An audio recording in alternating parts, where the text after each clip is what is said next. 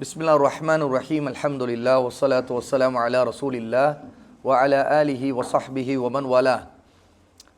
வ தலீலு ஷஹாதத்தி அன்ன முஹம்மதர் ரசூலுல்லாஹ் கௌலுஹு தஆலா லக்கத் ஜாஅக்கும் ரசூலும் மின் அன்ஃபுஸிக்கும் அஸீஸுன் அலைஹி மா அனீத்தும் ஹரீஸுன் அலைக்கும் பில் முஃமினீன ரഊஃபுர் ரஹீம். சூரா அத்-தௌபா.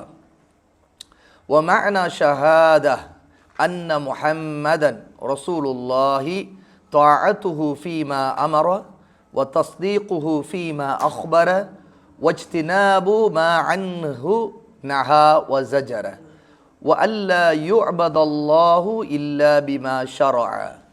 முஹம்மது ஸல்லல்லாஹு அலைஹி வஸல்லம் அல்லாஹ்வுடைய ரசூல், அல்லாஹ்வுடைய தூதர் என்ற ஷஹாதா சாட்சியத்திற்கான ஆதாரம், நிச்சயமாக உங்களிலிருந்தே ஒரு ரசூலை உங்களிடம் அனுப்பி வைத்திருக்கிறோம். நிச்சயமாக உங்களிலிருந்தே ஒரு தூதர் உங்களிடம் வந்திருக்கின்றார். லக்கத் ஜாஅக்கும் ரசூலுன் மின் அன்ஃபுஸிக்கும் அஸீஸுன் அலைஹி மா அனித்தும். நீங்கள் துன்பத்திற்கு ஆளாகுவது அவருக்கு கடினமாக இருக்கிறது. உங்களுக்கு அனுப்பப்பட்டிருக்கிற தூதர் நீங்கள் துன்பத்திற்கு ஆளானால் அவருக்கு ரொம்ப கஷ்டமாக, மனசு கஷ்டமாக இருக்கும். ஹரீசுன் அலைக்கும் பில் முஃமினீன ரഊஃபுர் ரஹீம். உங்கள் மீது அக்கறை கொண்டவராக, முஃமின்கள் மீது அதிக பரிவும் கருணையும் உடையவராக அவர் இருக்கின்றார். சூரா தௌபா 9வது சூராவுடைய 128வது ஆயா. இந்த ஆயத் முஹம்மது ஸல்லல்லாஹு அலைஹி வஸல்லம் அல்லாஹ்வுடைய ரசூல் என்பதற்கான அந்த ஷஹாதாவிற்கான ஆதாரம். முஹம்மது அவர்கள் அல்லாஹ்வின் தூதர் ஆவார்கள் என்ற சாட்சியம், அதனுடைய பொருள், அதாவது அதுக்கு அர்த்தம் என்ன அப்படின்னா, அவர்கள் கட்டளையிட்டவற்றில் அவர்களுக்கு கீழ்ப்படிவதும், முதல்ல அவருடைய கட்டளைகளுக்கெல்லாம் கட்டுப்படணும். அதை நம்ம சாட்சி சொல்லிட்டோம், முஹம்மது ரசூலுல்லாஹ் அப்படின்னு சொல்கிறோம் அப்படின்னா, அல்லாஹ்வுடைய ரசூல் கட்டளையிட்டால் அதற்கு கட்டுப்பட வேண்டும், கீழ்ப்படிய வேண்டும். அவர்கள் அறிவித்தவற்றை உண்மை என்று நம்ப வேண்டும். அவர்கள் எதையெல்லாம் முன் சென்ற இறந்த காலம் சம்பந்தப்பட்ட விஷயங்களை சொன்னாலும் சரி, அல்ல எதிர்காலம் சம்பந்தப்பட்ட விஷயமா இருந்தாலும் சரி, எல்லாவற்றையும் அவர்கள் அறிவித்தால், அவர்கள் ஒன்று சொன்னால் அது உண்மை என்று நம்பிக்கை கொள்ள வேண்டும். அவர்கள் விளக்கியவற்றிலிருந்து தவிர்ந்து கொள்ள வேண்டும். ரசூலுல்லாஹ் எதையெல்லாம் தடை செய்து விட்டாங்களோ அதை விட்டு கட்டாயம் நாம் விலகி கொள்ள வேண்டும்.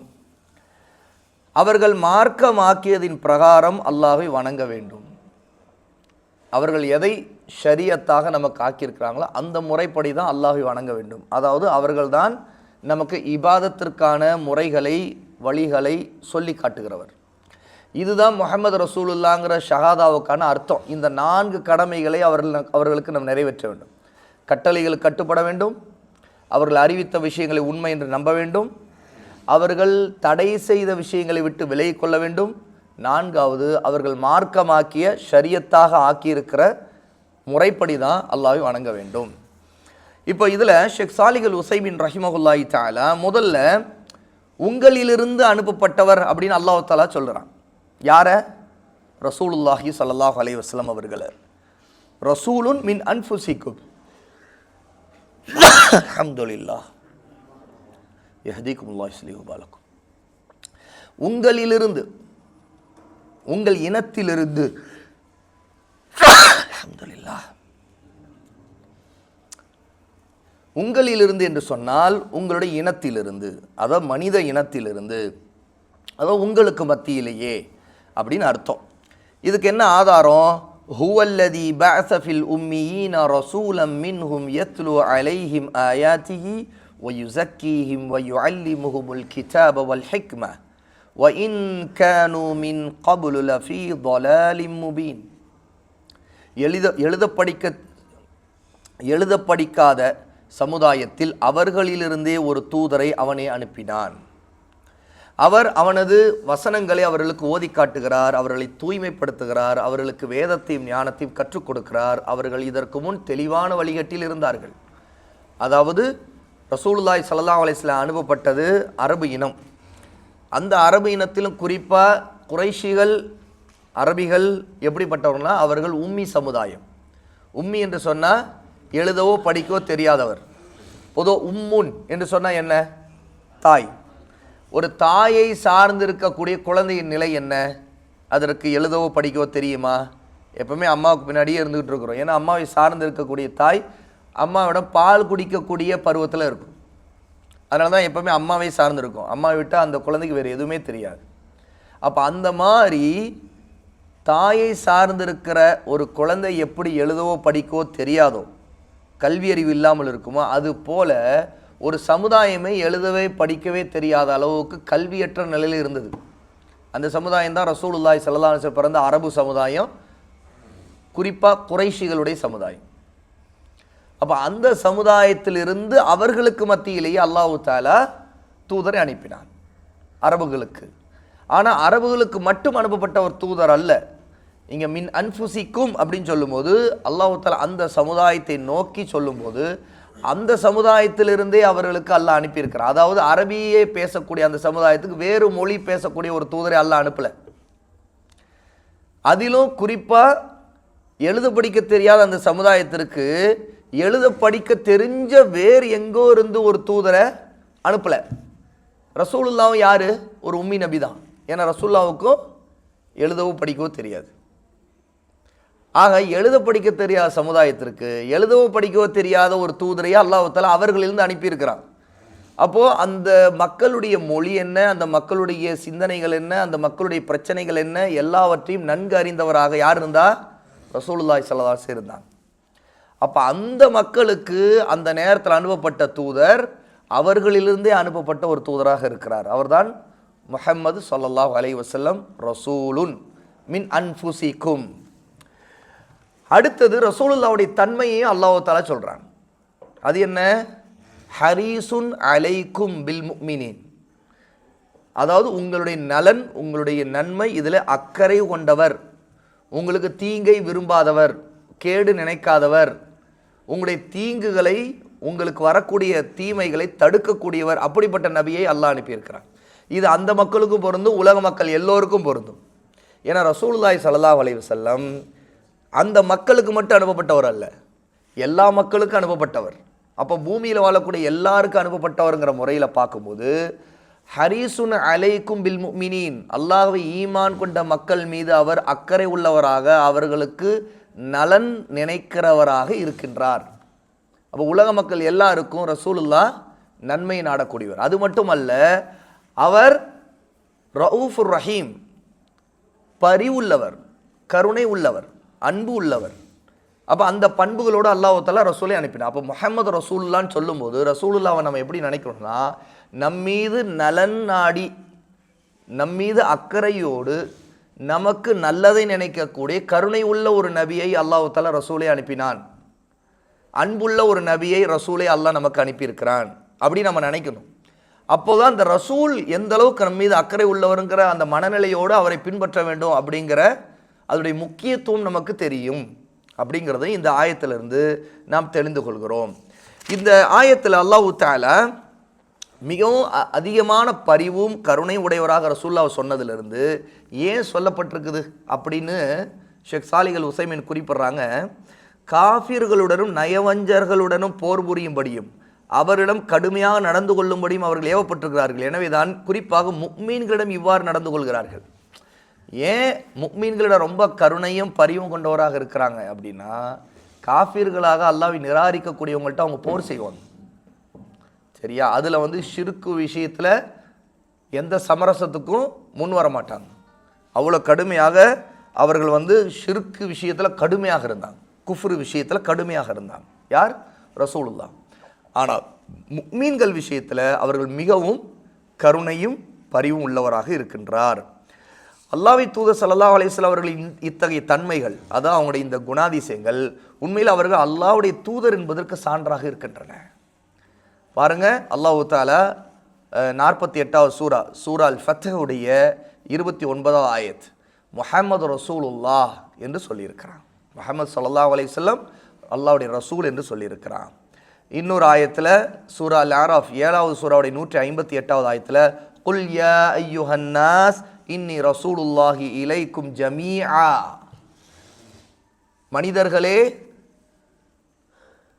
உங்கள் அனைவருக்குமான அல்லாஹ்வின் தூதராக ரசூலாக நான் அனுப்பப்பட்டிருக்கிறேன் என்று ரசூலுல்லாஹி ஸல்லல்லாஹு அலைஹி வஸல்லம் சொல்ல வேண்டும் என்று அல்லாஹ் கட்டளையிடுகிறான். குல் நபியே சொல்லுங்கள் என்று சொல்லுகிறான். இப்படி இந்த கருத்தில் ஏராளமான ஆயாத்துகள் அல்லாஹ்வுடைய வசனங்கள் இறக்கப்பட்டிருக்கின்றன. ஆகவே முஹம்மது ஸல்லல்லாஹு அலைஹி வஸல்லம் உண்மையில் அல்லாஹ்வின் தூதர் தான் என்பதற்கு இதெல்லாம் சான்று. அப்போ முஹம்மது ஸல்லல்லாஹு அலைஹி வஸல்லம் அல்லாஹ்வுடைய தூதருங்கிறதுக்கு என்ன ஆதாரம் இருக்குது அப்படின்னா, அந்த ஆதாரங்கள் குர்ஆனிலே தெளிவாக இருக்குது. ரசூலுல்லாஹ்வுடைய பெயரிலேயே அந்த ஆதாரங்கள் குர்ஆனில் ஆயத்துகளாக இறக்கப்பட்டிருக்குது. ரசூலுல்லாஹ்வுடைய பெயர் சொல்லப்பட்டிருக்குது. முஹம்மது ரசூலுல்லாஹ்னு சொல்லப்பட்டிருக்குது. லக்கத் ஜாஅக்கும் ரசூலுன் மின் அன்ஃபுசிக்கும்னு சொல்லப்பட்டிருக்குது. நபியே சொல்லப்பட்டிருக்குது. நபியும் சொல்ல வேண்டும் என்று சொல்லப்பட்டிருக்குது. யா யுஹன்னாஸ் இன்னி ரசூலுல்லாஹி இலைக்கும் ஜமீஆ என்று சொல்லப்பட்டிருக்கிறது. இது எல்லாமே அதற்கு ஆதாரம். முஹம்மது ஸல்லல்லாஹு அலைஹி வஸல்லம் அல்லாஹ்வின் தூதர் தான் என்பதற்கான அந்த சாட்சியத்திற்கு பொருள் இதனை நாவால் மொழிந்து ஏற்றுக்கொள்வது. முதலாவது இதை மனப்பூர்வமாக நம்பிக்கை கொள்வதோடு நாவால் மொழிய வேண்டும். அஷ்ஹது அன்ன முஹம்மது ரசூலுல்லாஹ் என்று சொல்ல வேண்டும். குறைஷி குலத்தில் ஹாஷிம் குடும்பத்தைச் சேர்ந்த அப்துல்லாவுடைய மகன் முஹம்மத். யார் ரசூல்ங்கிறவர் யார்? இங்கே நம்ம யாரை பற்றி குறிப்பிடுறோம் அப்படின்னா, அவருடைய குடும்பமே நமக்கு அறியப்பட்டது தான், அவருடைய கோத்திரம் அறியப்பட்டது தான். குறைஷி குடும்பம், குறைஷி கோத்திரம், அந்த கோத்திரம் கபீலால அவங்களுடைய குடும்பம் என்னன்னு கேட்டால் ஹாஷிமுடைய குடும்பம். சரியா? ஹாஷிமுடைய குடும்பத்திலிருந்து ரசூலுல்லாஹி ஸல்லல்லாஹு அலைஹி வஸல்லம், அதுலேயும் அவங்களுடைய தந்தை பேர் அப்துல்லா, அவருடைய மகன் தான் முஹம்மது ஸல்லல்லாஹு அலைஹி வஸல்லம். இவர்கள் ஜின்கள் மற்றும் மனிதர்கள் அனைவருக்கும் அனுப்பப்பட்ட தூதர். வெறும் மனிதர்களுக்கு மட்டுமல்ல, ஜின்களுக்கும் இவங்க தான் தூதர். அப்போது மறுமை நாள் வரைக்கும் மனிதர்கள் உள்ள அனைவரும் பின்பற்ற வேண்டிய ரசூலாக, ஜின்கள் அனைவரும் பின்பற்ற வேண்டிய ரசூலாக இருக்கிறவர் யாருன்னு கேட்டால் முஹம்மது ரசூலுல்லாஹி ஸல்லல்லாஹு அலைஹி வஸல்லம். இதை உள்ளத்தால் நம்பிக்கை கொள்வதும் ஆகும். இப்போ இந்த விஷயத்தை உள்ளத்தால் நம்பிக்கை கொள்ளணும், நாவினால் முஹம்மது ரசூலுல்லாஹ் என்று சாட்சி சொல்ல வேண்டும். பாருங்க, அல்லாஹு தஆலா வமா ஹலக்துல் ஜின்ன வல் இன்ஸ இல்லா லியஅபுதூன், மனிதர்களையும் ஜின்களையும் என்னை வணங்கவே தவிர வேறு எதற்காக நான் படைக்கவில்லை என்று சொல்லியிருக்கிறான். அப்போது இங்கே மனிதர்கள் ஜின்கள் இரண்டு சாராரும் அல்லாஹ் வணங்க வேண்டும் என்பதுதான் படைப்பின் நோக்கம் என்றால், இந்த இரண்டு சாராருக்கும் அல்லாஹ் அனுப்பப்பட்ட தூதர் யாருன்னு கேட்டால் முஹம்மது ஸல்லல்லாஹு அலைஹி வஸல்லம். சூரா தாரியாத் 51வது சூராவுடைய 56வது வசனத்தில் அல்லாஹ் தஆலா சொல்கிறான், முஹம்மது ஸல்லல்லாஹு அலைஹி வஸல்லம் கொண்டு வந்த ரிசாலா, இறை செய்தி, வஹி, அதாவது அல்லாஹ்வின் புறத்திலிருந்து அவர்கள் கொண்டு வந்த அந்த செய்தி இருக்குது. அந்த செய்தி கூறும் வழியில் தவிர அல்லாஹ் வணங்குவது என்பது முடியாது. ரசூலுல்லாஹ் காட்டி கொடுத்த முறையில் தான் அல்லாஹ்வை ஒருவர் வணங்க வேண்டும். அது யாராக இருந்தாலும் சரி, மனிதனாக இருந்தாலும் சரி, ஜின்னாக இருந்தாலும் சரி. அல்லாஹு தஆலா சூரா ஃபுர்கானுடைய ஆரம்பத்திலேயே தபாரக்கல்லதி நஸ்ஸலல் ஃபுர்கான அலா அப்திஹி லியகூன லில் ஆலமீன நதீரா, அகிலத்தார் அனைவரையும் அச்சமூட்டி எச்சரிக்கை செய்வதற்காக இந்த ஃபுர்கானை, அதாவது சத்தியத்தையும் அசத்தியத்தையும் பிரித்து காட்டக்கூடிய அல் ஃபுர்கான். அல் ஃபுர்கான் எது? அல் குர்ஆன். இந்த குர்ஆனை தன் அடியார் மீது இறக்கி வைத்தவன் பெரும் பாக்கியம் நிறைந்தவன் என்று அல்லாஹ் சொல்கிறான். 25வது சூறாவுடைய முதல் ஆயா.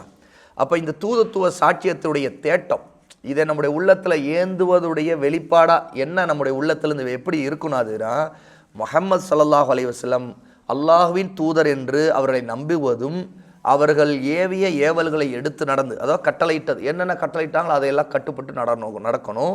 அவர்கள் விலக்கிய விலக்கல்களிலிருந்து தவிர்ந்து கொள்வது, அவர்கள் எதையெல்லாம் இதை செய்யக்கூடாதுன்னு தடை செய்தாங்களோ அதை விட்டு விலகிக் கொள்வதும், அவர்கள் மார்க்கமாக்கிய முறையில்தான் அல்லாஹ்வை வணங்குவதும் ஆகும். இதுதான் அதோடைய தேட்டம், அதோடைய தாத்பரியம். ஒருத்தர் முஹம்மது ரசூலுல்லாஹ்னு ஷஹாதா சொல்லிட்டார்னா அவருடைய தாத்பரியம் இதுவாக தான் இருக்க வேண்டும். மேலும் படைத்து பரிபாலிப்பதிலோ உலகை நிர்வகிப்பதிலோ அல்லது வணக்கத்திலோ அவர்களுக்கு எந்த பங்கும் கிடையாது.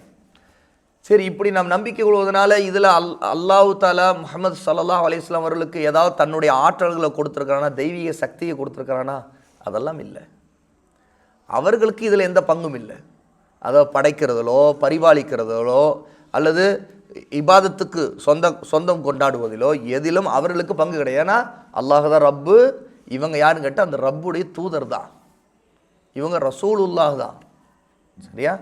ரசூலுன் ரப்பிக், ரசூலு ரப்பிக். சரியா? அப்படிப்பட்டவங்க தான் இவங்க. மாறாக அவர்கள் ஒரு அடிமை. ஏன்னா அவங்க ரப்பு அல்ல, ஒரு அப்து, ஒரு அடிமை. ஏன்னா அல்லாஹ் தஆலா அந்த ஆயத்திலே பாருங்க சொல்கிறான், அலா அப்திஹி, தன்னுடைய தூதர் மீது, சரியா, லில் ஆலமீன நதீரா லியகூன லில் ஆலமீன நதீரா, அகிலத்தார் அனைவரையும் அச்சமுட்டி எச்சரிக்கை செய்வதற்காக என்ன குர்ஆனை அல்லாஹ் இறக்கியிருக்கிறான். அது இறக்கப்பட்டது யார் மீதுன்னு கேட்டால் அல்லாஹ்வுடைய அடிமையான முஹம்மது ஸல்லல்லாஹு அலைஹி வஸல்லம் அவர்கள் மீது. ஆகவே முஹம்மது அவர்கள் அல்லாஹ்வுடைய ஒரு அடிமை மட்டும்தான். அவர்கள் வணங்கப்பட மாட்டார்கள். அவர்கள் ஒரு இறை தூதர், ஒரு ரசூல், சரி, ஒரு நபி. அவர்கள் பொய்ப்படுத்தப்பட மாட்டார்கள். வணங்கப்படவும் கூடாது, ஏன்னா அப்து தான். அதே மாதிரி பொய்ப்படுத்தவும் கூடாது, ஏன்னா அவங்க அல்லாஹ்வுடைய ரசூல், சரி. அவர்களை நம்ப மறுக்கக்கூடாது. அவர்கள் தமக்கோ அல்லது பிறருக்கோ நன்மையோ தீமையோ எதுவும் செய்ய முடியாது, ஏன்னா அவங்களுடைய கட்டுப்பாட்டில், அவங்க சக்தியில் எதுவுமே இல்லை, அவங்களுடைய அதிகாரத்தில் எதுவுமே இல்லை. ஷரியத்தை எடுத்து சொல்லி விளக்கி அதன்படி நடந்து காட்டி மக்களுக்கு நேர்வழி எடுத்து சொல்வது, தெளிவுபடுத்துவது அவங்களுடைய கடமையாக இருக்குது. இவை யாவும் தூதுத்துவ சாட்சியத்தின் தேட்டம். அதாவது இதுதான் இந்த ஷஹாதா லா இலாஹ இல்லல்லாஹ் முஹம்மது ரசூலுல்லாஹ்ல முஹம்மது ரசூலுல்லாஹ்ங்கிற ஷஹாதாவுடைய தேட்டமாகும். குல் லா அகூலு லகும் இன்தி ஹஸாயினுல்லாஹி வலா அஅலமுல் கைப வலா அகூலு லகும் இன்னி மலகுன் இன் அத்தபிஉ இல்லா மா யூஹா இலை. நபியே, நீங்கள் சொல்லுங்கள், அல்லாஹுவின் ஹஸானா கருவூலம் என்னிடம் உள்ளன என்றும் மறைவானவற்றை நான் அறிகிறேன் என்றும் உங்களிடம் நான் கூறவில்லை. நான் அப்படி சொல்ல மாட்டேன். அல்லாஹ்வுடைய ஹஸானாலாம் மொத்த பொக்கிஷங்கள்லாம் என் கையில் தான் இருக்குது, என் அதிகாரத்தில் இருக்குதுனோ, அதில் மறைவான எல்லா விஷயங்களும் நான் அறிவேனோ, நான் சொந்தம் கொண்டாட மாட்டேன், சொல்ல மாட்டேன். நான் ஒரு வானவர் என்றும் சொல்ல மாட்டேன். என்ன, நான் மலக்குன்னு சொல்ல மாட்டேன். யார் இவங்க? யார்? அப்போ மனிதர் தான், அவங்க மலக்கு அல்ல. ஆகவே தனிப்பட்ட அல்லாஹ்வுடைய படைப்பில் அவங்களுக்குன்னு ஒரு தனி சிறப்பு இப்படி இல்லை. மலக்குங்கிற சிறப்போ அல்லது ஜின்னுங்கிற சிறப்போ அதெல்லாம் இல்லை. அவங்க அல்லாஹ்வுடைய ஒரு அடிமை தான், மனிதன் தான். என் மீது இறக்கி அருளப்படுகின்ற வகையை மட்டுமே நான் பின்பற்றுகின்றேன். அவங்களே எதை பின்பற்ற வேண்டியவங்களாக இருக்கிறாங்கன்னுட்டு அல்லாஹ் இறக்கக்கூடிய கட்டளைப்படி வஹீன்படி தான் அவங்க நடக்கணும். அப்போ அதைத்தான் அவங்க மக்களுக்கும் சொல்கிறாங்க. சூரா அல் அன்ஆம், ஆமாம், 6வது சூறாவுடைய 50வது ஆயா. அவை அவர்கள் அல்லாஹ்வுடைய ஒரு அடிமை என்று தான் நம்ப வேண்டும். அல்லாஹ்வினால் அனுப்பப்பட்டவர் ஒரு ரசூல் என்று நம்ப வேண்டும். அவர்களுக்கு இடப்படுகிற கட்டளை எதுவோ அதையே அவர்கள் பின்பற்றுவார்கள் என்று நம்ப வேண்டும். இன்னொரு ஆயத்தில் அல்லாஹ் தஆலா சொல்லி காட்டுகிறான், குல், நபியே சொல்லுங்கள், இன்னி லா அம்லிகு லகும் தர்ரன் வலா ரஷதா குல் இன்னி லை யுஜீரனி மினல்லாஹி அஹதுன் வலன் அஜித மின் தூனிஹி முல்தஹதா. 72வது சூரா 21, 22 சூரா அல் ஜின்னில் அல்லாஹ் தஆலா சொல்கிறான், நபியே நீங்கள் சொல்லுங்கள், உங்களுக்கு ஏதேனும் நன்மையோ தீமையோ செய்திடும் ஆற்றல் எனக்கில்லை. மக்கள்கிட்ட என்ன சொல்லணுமா? நான் நினச்சதெல்லாம் உங்களுக்கு எதுவும் செய்திட முடியாது. நான் உங்களுக்கு ஒரு நன்மை பலனை தந்துட முடியாது. நானாக உங்களுக்கு ஒரு தீமை செய்யணும்னு செய்திட முடியாது. அந்த அதிகாரம் என்னிடம் இல்லை. இன்னும் நீங்கள் சொல்லுங்கள், அல்லாஹ்வின் பிடியிலிருந்து எவராலும் என்னை காப்பாற்ற முடியாது. நீங்கள் என்ன சொல்லணும்? நான் தப்பு செய்தால் அல்லாஹ் என்னை தண்டிக்கணும்னு நினச்சிட்டான்னா அல்லாஹ்விடமிருந்து என்னை யாரும் காப்பாற்ற முடியாது. மேலும் அவனை தவிர வேறு எந்த புகலிடத்தையும் என்னால் பெற முடியாது. நான் தஞ்சம் அடைய வேண்டியது, என்னை காப்பாற்ற வேண்டியது எல்லாமே அல்லாஹ் தான். நான் அவன் பக்கம் தான் திரும்பி ஆகணும் அப்படின்னு நீங்கள் சொல்லுங்கள். இன்னொரு ஆயத்தில் அல்லாஹ் தஆலா சூரா அல் ஆராஃப் 7வது சூறாவுடைய 188வது ஆயத்தில் அல்லாஹ் தஆலா சொல்கிறான், குல், நபியை நீங்கள் சொல்லுங்கள், லா அம்லிகு லி நஃப்ஸி நஃப்அன் வலா தர்ரா இல்லா மா ஷா அல்லாஹ் வலவ் குன்து அஅலமுல் கைப லஸ்தக்ஸர்து மினல் கைரி வமா மஸ்ஸனிய ஸூ இன் அன இல்லா நதீர் வ பஷீர் லிகௌமி யுமினூன். நபியே நீங்கள் சொல்லுங்கள், அல்லாஹ் நாடினால் தவிர நான் எனக்கே யாதொரு நன்மையோ தீமையோ செய்து கொள்ள சக்தி இல்லாதவன். ஏதாவது எனக்கு ஒரு நன்மை நான் செய்யணும்னா அல்லாஹ்வுடைய நாட்டம் இருக்கணும். இல்லா மாஷா அல்லாஹ், அல்லாஹ் நாடினால் தவிர எனக்கே நான் நல்லது செய்துக்க முடியாது. எந்த தீமை கூட நான் செய்து கொள்ள முடியாது. மறைவானவற்றை நான் அறிவோனாக இருந்திருந்தால் எனக்கு நானே நன்மைகளை அதிகம் செய்திருப்பேன். எனக்கு இந்த வானம் பூமியில் இருக்கிற எல்லா மறைவான விஷயங்களையும் பற்றிய அறிவு எனக்கு இருக்குமானால் நான் என்ன செய்திருக்கலாம்? எனக்கு நானே நிறைய நன்மைகளை செய்திருக்க முடியும். அவங்களுக்கு மறைவானதெல்லாம் தெரியுதுன்னா அவங்க ஏன் வறுமையில் கஷ்டத்தில் இருக்கணும்? நினச்சா என்ன செய்யலாம்?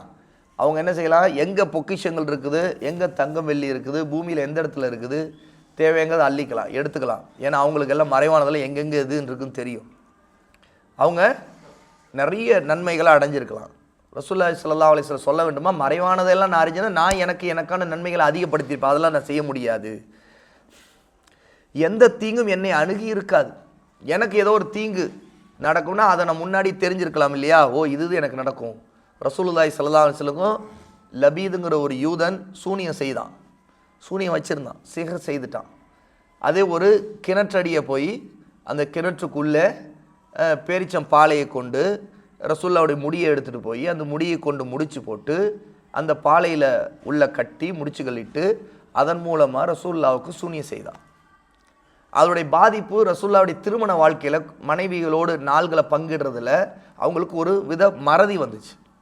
அந்த பாதிப்பு அவங்களுக்கு அதில் இருந்துச்சு. ஏன்னா திருமண வாழ்க்கையில், ஏன்னா ரசூலுல்லாஹி ஸல்லல்லாஹு அலைஹி வஸல்லமுக்கு பல மனைவிகள் இருந்தாங்க இல்லையா, 11 மனைவிகள் இருந்தாங்க. அப்போ அந்த மனைவியில் உயிரோடு இருக்கக்கூடிய அந்த மனைவிகளில் தினமும் ஒவ்வொரு மனைவிக்கும் ஒரு நாளை ஒரு இரவை ரசூல்லா பங்கிட்டுருவாங்க. அதாவது ஒவ்வொரு நாளும் ஒவ்வொரு மனைவிட்ட போவாங்க, ஒவ்வொரு இரவையும் ரசூல்லா அப்படி ரொட்டேஷனில் சுழற்சி முறையில் கொடுப்பாங்க. அப்போ ஏற்கனவே ஒரு மனைவிட்ட போயிருந்து திரும்ப அதே மனைவிட்ட திரும்ப நாள் நினைவு தடுமாறி ரசூல்லா திரும்ப போவாங்க. அல்லது ஒரு மனைவிட்டு போகாமல் இருந்து போனதை நினச்சிக்குவாங்க. இந்த மாதிரியான ஒரு குழப்பம் லபீது வச்ச சிஹரின் காரணமாக அந்த தீங்கு ரசூல்லாவை அண்டிடுச்சு. அந்த குழப்பத்துக்கு பதில் கூட ரசூல்லாவுக்கு அப்போ தெரியல, ஏன் இந்த மாதிரி ஒரு மறதி வருது அப்படின்னு. ஏன்னா அது அந்த சிஹருடைய தாக்கம். லபீது சிஹர் வச்சதும் இதனுடைய தாக்கம் இப்படி ஏற்பட்டிருப்பதும் ரசூல்லாவுக்கு அதனுடைய காரணமே விளங்கலை. உண்மையிலே ரசூலுல்லாஹ்வுக்கு மறைவான விஷயங்கள் தெரியும் எல்லாம் அப்படின்னா என்ன செய்திருப்பாங்க? அவங்க வைக்கிறதுக்கு முன்னாடியும் அறிஞ்சிருப்பாங்க, வச்ச பிறகும் 6 மாதம் வரைக்கும் இதனுடைய தாக்கம் இருந்ததாக வரலாறுல ஹதீஸ்களில் சில செய்திகளில் வந்திருக்கு. அப்போது அதெல்லாம் பார்க்கும்போது 6 மாதம் வரைக்கும் ரசூலுல்லாஹ்வுக்கு ஏன் இந்த குழப்பத்தில் இருக்கணும்? ரசூலுல்லாஹ்வுடைய நுபுவத்திலேயே ரிசாலத்திலேயே அதனுடைய பாதிப்பு இல்லை. ஏன்னா அல்லாஹ் அவங்கள பாதுகாக்கிறான். ரசூல்லா இல்லையா, அல்லாஹ்வுடைய ரசூல் இல்லையா, அதனால் குர்ஆனுக்கு பாதிப்போ அல்லது ரசூலுல்லாஹ்வுடைய வேறு கடமைகளுக்கு பாதிப்போ அதெல்லாம் இல்லை. ஆனால் குடும்ப வாழ்க்கையில் இந்த திருமண நாள்களை மனைவிகளுக்கு மத்தியில் பங்கிடுவதில் அந்த பாதிப்பை ரசூலுல்லாஹ் எதிர்கொண்டாங்க. ஆனாலும் ரசூலுல்லாஹ்வால் இதற்கான விடை கண்டுபிடிக்க முடியல. 6 மாதத்துக்கு பிறகு ரசூலுல்லாஹி ஸல்லல்லாஹு அலைஹி வஸல்லமுக்கு அல்லாஹ் தஆலா கனவில் வஹீன் மூலமாக அறிவித்த பிறகு தான் இது தெரிஞ்சு. 2 மலக்குகள் வந்து ரசூலுல்லாஹி ஸல்லல்லாஹு அலைஹி வஸல்லுடைய தலைமாட்டில் இருந்து கொண்டு 2 பேர் பேசுவது போல அல்லாஹ் தஆலா காட்ட, அதில் ஒரு மலக் இன்னொரு மலக்கிடம் இவருக்கு சூனியம் வைக்கப்பட்டிருக்குன்னு சொல்ல, அதை பற்றி விவரங்கள் அதுக்கு பிறகு தான் ரசூலுல்லாஹ்வுக்கு தெரிய வந்துச்சு. அப்போ அல்லாஹ்வின் புறத்துலேருந்து வஹி அறிவிக்கப்பட்ட பிறகு தான் ரசூலுல்லாஹ்வுக்கு அந்த மறைவான விஷயம் தெரிய வந்துச்சு. அப்போ அல்லாஹ் தஆலா நபிக்கு சொல்ல நபியே நீங்கள் சொல்லுங்கள், மறைவானதை நான் அறிஞ்சிருந்தேன்னா எனக்கு ஏராளமான நன்மைகளை நான் அடைஞ்சிருப்பேன், எனக்கு வரக்கூடிய தீங்கை நான் தடுத்திருக்கலாமே, எந்த தீங்கும் என்னை அணுகி இருக்காதே, என்னை நம்புகின்ற மக்களுக்கு நான் எச்சரிக்கை செய்பவனும் நற்செய்தி அறிவிப்பவனுமாக இருக்கிறேன். இப்போ ரசூலுல்லாஹ்வுடைய கடமை என்னென்னா, ரசூலுல்லாஹ் யார் ஈமான் கொண்டு அவங்களை நம்புகிறாங்களோ, கௌமி யுமினூன், யாரெல்லாம் ஈமான் கொண்டாங்க அவங்களுக்கு ரசூல் ஸல்லல்லாஹு அலைஹி வஸல்லம் என்ன செய்வாங்க? அவங்களுக்கு எச்சரிக்கை செய்கிறாங்க, நற்செய்தி சொல்லுவாங்க. என்ன எச்சரிக்கை செய்கிறாங்க? நரகத்தை பற்றி, பாவங்களை பற்றி, அல்லாஹ்வுக்கு எது பிடிக்காது என்பதை பற்றி. நற்செய்தி என்ன? அல்லாஹ்வுக்கு எது பிடிக்கும், எது நன்மை, எது சொர்க்கத்துக்கு கொண்டு போகும் அப்படிங்கிற நற்செய்தி. இப்படிப்பட்ட ஒரு நிலை தான் ரசூலுல்லாஹ்வுக்கு இருக்குது. அப்போ ரசூல் ஸல்லல்லாஹு அலைஹி வஸல்லம் அல்லாஹ்வுடைய அடிமைங்கிற நிலையில் எல்லாரையும் போல ஒரு அடிமை தான். ரசூலுங்கிற முறையில் ரசூல் ஸல்லல்லாஹு அலைஹி வஸல்லமுக்கு வஹி அறிவிக்கப்பட்டு அவங்களுடைய அந்தஸ்து உயர்த்தப்படுது. ஆக இதன் மூலம் தெரிய வருவது, திண்ணமாக வணங்கப்படுவதற்குரிய தகுதி நபி அவர்களுக்கோ அல்லது ஏனைய படைப்பினங்களுக்கோ கிடையாது. எந்த படைப்புக்கும் இல்லை, நபிக்கு கூட இல்லை. வணங்கப்படக்கூடிய தகுதி, வணக்கத்திற்குரியவன் யார்? அல்லாஹ் மட்டும்தான். மாறாக அல்லாஹ் ஒருவனுக்கு மட்டுமே அத்தகைய தகுதி உள்ளது. அல்லாஹ் கூறுகிறான், குல் இன்ன ஸலாத்தி வ நுஸுகி வ மஹ்யாய வ மமாத்தி லில்லாஹி ரப்பில் ஆலமீன் லா ஷரீக லஹு வ பிதாலிக உமிர்து வ அன அவ்வலுல் முஸ்லிமீன். நபியே சொல்லுங்கள், திண்ணமாக எனது தொழுகையும் எனது குர்பானியும் எனது வாழ்வும் என் மரணமும் அகிலங்களின் அதிபதியான அல்லாஹ்வுக்கே உரியன, அவனுக்கோ யாதோர் இணையும் இல்லை, இவ்வாறு எனக்கு கட்டளையிடப்பட்டிருக்கிறது. ரசூலுல்லாஹ் சொல்லணுமா? என்னுடைய தொழுகை அல்லாஹ்வுக்கு தான் சொந்தம், என்னுடைய வாழ்க்கை, என்னுடைய குர்பானி, என்னுடைய மரணம் எல்லாமே அல்லாஹ்வுக்கு தான் அர்ப்பணிக்கப்பட்டது, இதில் யாருக்கும் இணை வைக்க மாட்டேன், இப்படி தான் எனக்கு கட்டளையிடப்பட்டிருக்கிறது, அல்லாஹ்வுக்கு கட்டுப்பட்டு நடக்கக்கூடிய முஸ்லீம்களில் நான் முதன்மையானவனாக இருப்பேன். ரசூலுல்லாஹ் பெஸ்ட் ஃபஸ்ட் முஸ்லீம், அதாவது எதில் அப்படின்னா அல்லாஹ்வுக்கு கட்டுப்படுவதில் பெஸ்ட், அதான் அவங்க தான் முதலிடத்தில் இருக்கக்கூடியவர் அப்படின்னு நபியை நீங்கள் சொல்லுங்கள், உங்களை நீங்கள் இப்படி சொல்லுங்கள். 6வது அத்தியாயம் சூரா அன்ஆமுடைய 162 63வது ஆயத்துக்களில் அல்லாஹ் தஆலா சொல்கிறான். அப்போ நபி ஸல்லல்லாஹு அலைஹி வஸல்லம் விஷயத்தில் உங்களின் கடமை என்ன, அல்லாஹ் அவர்களுக்கு எந்த அந்தஸ்தை கொடுத்துள்ளானோ அதே அந்தஸ்தை நாமும் கொடுக்க வேண்டும். அதில் மிகைப்படுத்தவும் கூடாது, என்ன செய்யக்கூடாது, குறைக்கவும் கூடாது, வரம்பு மீறவும் கூடாது, அலட்சியப்படுத்தவும் கூடாது. அல்லாஹ் என்ன தகுதியை உயர்வை அவங்களுக்கு கொடுத்தனோ அதை அப்படியே ஏற்றுக்கொள்ளணும். அவர்கள் அல்லாஹ்வுடைய அடிமையாக அவனுடைய தூதராக இருக்கிறார்கள் அப்படின்னு இந்த ஷஹாதாவுடைய பொருள் இதுதான் அப்படின்னு ஷேகுல் இஸ்லாம் முஹம்மது பின் அப்துல் வஹாப் ரஹிமஹுல்லா இந்த பகுதியில் குறிப்பிடுறாங்கன்ட்டு ஷேக் உசைமீன் நமக்கு விளக்குறாங்க.